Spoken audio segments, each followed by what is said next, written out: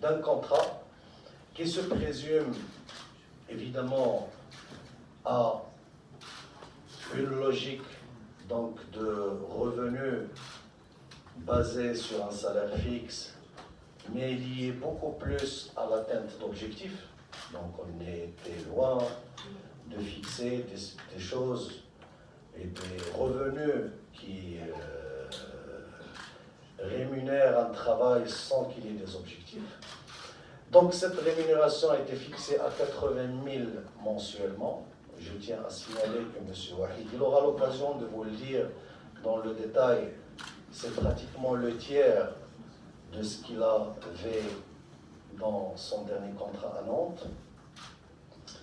Les objectifs, donc première Coupe d'Afrique en 2021, un minimum de demi-finale. Coupe du Monde, qualification minimum.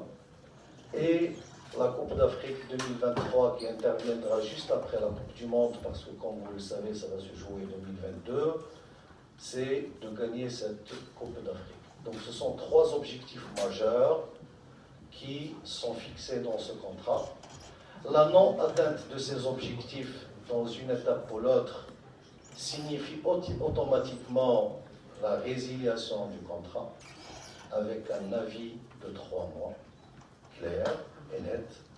Et donc on est dans cette logique d'atteindre des objectifs et de faire un travail, comme j'ai dit, pour mettre l'équipe nationale A sur la belle dynamique qu'il avait entamée depuis un bout de temps. Les autres clauses de ce contrat, pour être dans la clarté et transparence totale, donc c'est une résidence obligatoire à Rabat, être en permanence donc, dans les locaux du CNF, le lieu de travail des équipes nationales, et évidemment le rejet de toute intermédiation.